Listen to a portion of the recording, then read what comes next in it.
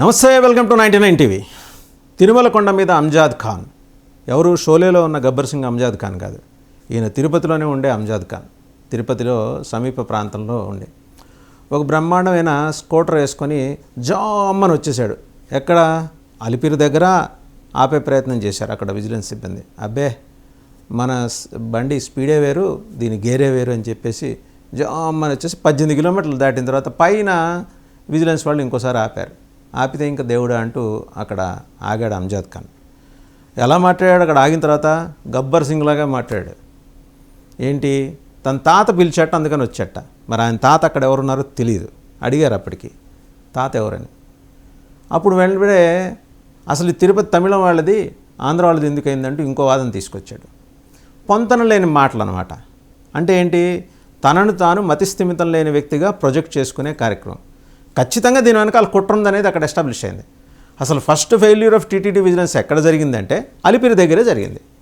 అలిపిరికి 2 కిలోమీటర్ల దూరం నుంచి అతను బైక్ వేసుకుని వస్తుంటే మామూలుగా ఇంకెవరన్నా వస్తే ఆపి గందరగోళం చేసి బండికి శివాజీ స్టిక్కర్స్ ఉంటే అది ఎందుకు పెట్టుకున్నారని అడిగి నానా హింస చేసే రగడ సృష్టించే విజిలెన్స్ సిబ్బంది మరి నెత్తిన టోపీ పెట్టుకొని స్కూటర్ వేసుకొని వస్తున్న ఎందుకు ఆపలేదు అనేది ఎవరికి అర్థం కాని విషయం. తిరుమల అనేది హిందువులకు సంబంధించిన వ్యవహారం. పూర్తిగా అఖిలాండ కోటి బ్రహ్మాండ నాయకుడి ఆనంద నిలయం ఉన్న ప్రాంతం అది. వెంకటేశ్వర స్వామి ఆనంద నిలయం ఉన్న ప్రాంతం. అక్కడికి అది పూర్తిగా హిందువుల పవిత్ర క్షేత్రం. ఇదే తరహాలో వాటికన్ సిటీలో ఎవరైనా నెత్తిన పిలక నుదుట నామాలు పెట్టుకుని స్కూటర్ వేసుకుని వెళ్తే ఆపకుండా ఉంటారా? లేకపోతే మన దేశంలోనే వేరే అన్యమత ప్రార్థనా స్థలాల దగ్గరికి లేదా ఏ పాత బస్తీలోనో ఉన్న ఆరాధనా మందిరాల దగ్గరకు, ప్రార్థనా స్థలాల దగ్గరికి వెళ్తే ఆపకుండా ఉంటారా? ఖచ్చితంగా ఆపటం ఏంటి, రేవెట్టి వెనక్కి పంపిస్తారు. కానీ ఇక్కడ రేవెట్టి వెనక్కి పంపలా. ఫోన్లే మనల్ని దాటుకుపోయాడు కదా, పైన విజిలెన్స్ వాళ్ళు 18 కిలోమీటర్ల తర్వాత వాళ్ళు ఉంటారు కదా, వాళ్ళు చూసుకుంటారులే అని చెప్పేసి దాన్ని ఏదో అంటారు అక్కడ లౌకికత్వం, సెక్యులరిజం అనమాట. ఆ సెక్యులరిజం, ఆ బ్రాడ్ మైండెడ్నెస్ తోటి ఏం చేశారంటే కింద అలిపిరి సెక్యూరిటీ వాళ్ళు వదిలేశారు. సరే, ఎందుకైనా మంచిది పనికి వస్తుందని ఈ వాకీటాకీలో పైన వాళ్ళకి వైర్లెస్ సెట్లో వాళ్ళకి ఇన్ఫర్మేషన్ ఇచ్చారు. ఇక అంజాద్ ఖాన్ వస్తున్నాయంటే వాళ్ళు కూడా షోలే నుంచి అంజాద్ ఖాన్ ఏమో గబ్బర్ సింగ్ ఏమో వచ్చేస్తున్నాయని వాళ్ళు కూడా సంబరపడి వెయిట్ చేస్తుంటే ఈ అంజాద్ ఖాన్ వేరు, తిరుపతి లోకల్. ఈయన్ని ఆపారు, ఈయన స్కూటర్ ఆపారు. ఆపితే కాసేపు నేను మా తాత ఉన్నాడు వచ్చాను, కాసేపు నమాజ్ చదవడానికి వచ్చాను, ఇంకాసేపు ఏమన్నాడు, అసలు ఈ తమిళం వాళ్ళది మీరెందుకు ఇక్కడ ఉన్నారని అడగటం వాళ్ళని. అంటే తనని తాను మతిస్థిమితం లేని ఒక వ్యక్తిగా ప్రొజెక్ట్ చేసుకునే ప్రయత్నం అయితే చేశాడు. ఖచ్చితంగా దీని వెనకాల ఒక టెర్రర్ కోణం ఉంటుంది.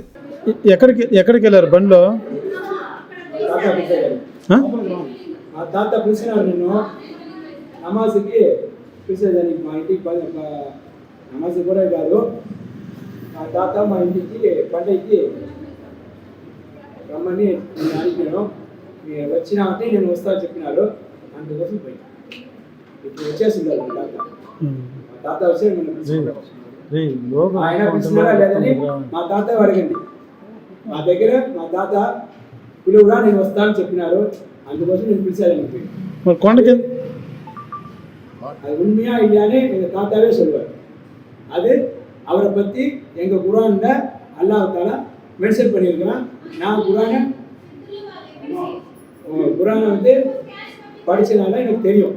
எங்கள் தாத்தா பேர் தெரிஞ்சு, தாத்தாவோட வரலாறு தெரிஞ்சு, நான் யாருன்னு தெரிஞ்சு, நீங்கள் யாருன்னு தெரிஞ்சு, இந்த உலகம்னா என்னன்னு தெரிஞ்சு, அதெல்லாம் உங்களுக்கு தெரியும்னா நீங்கள் அனைவரும் உங்கள் வீட்டில் நீ எந்த కాలేజీలో படிக்காம போங்க. తిరుమలకి ఎందుకు పోయినావు?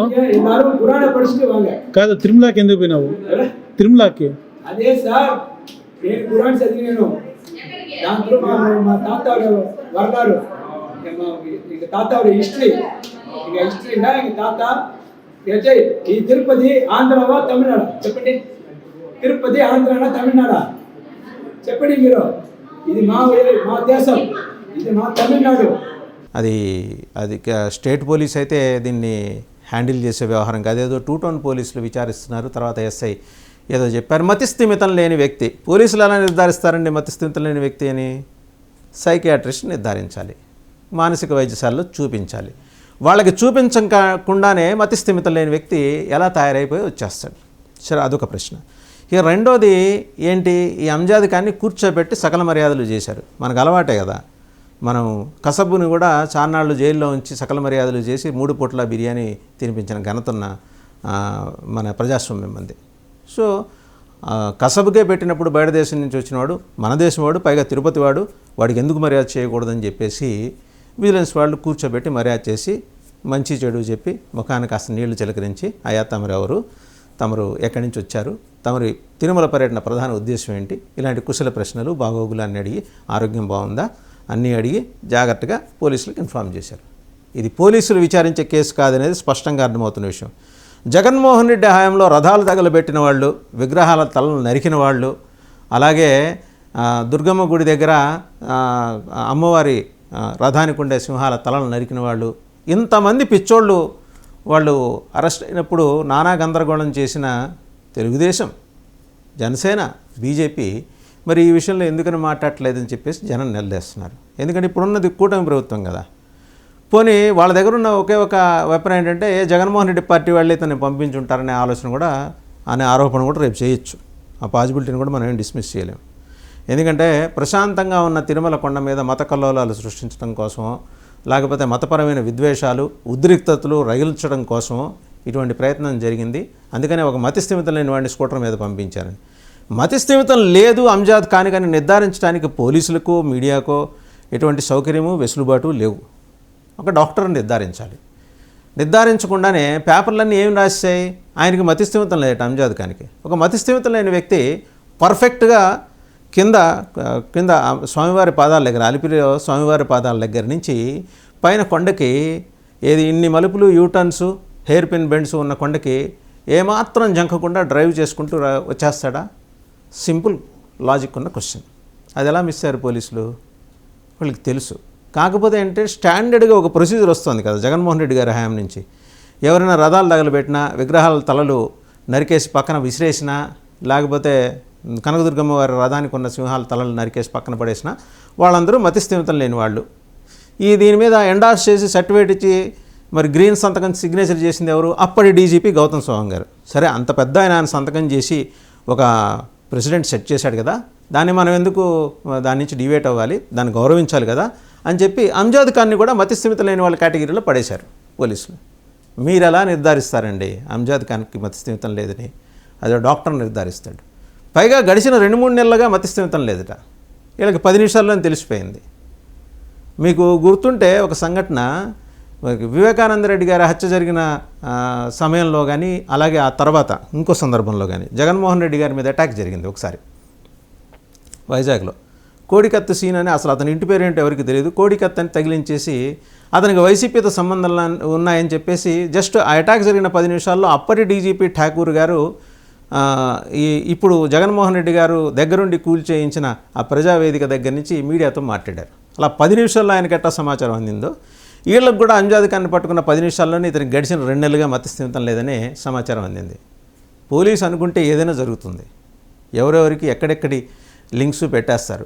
నిజంగా వాళ్ళు అనుకుంటే అదే 10 నిమిషాల వ్యవధిలో అసలైన ఎక్యూజ్డ్ని, అసలైన కల్ప్రిట్ని పట్టుకోగలరు. కానీ వాళ్ళు అలా అనుకోనికుండా వెంబడే ఏంటంటే ఉద్రిక్తతలు చల్లార్చడానికి టీటీడీ నుంచి ఒక ముఖ్య అధికారి, అలాగే ఒక పొలిటికల్ అపాయింటీ నుంచి పోలీసులకి సమాచారం అందిన దరిమిలా, సూచనలు అందిన దరిమిలా అతనికి మతిస్థిమితం లేదని వీళ్ళు తేల్చేశారు.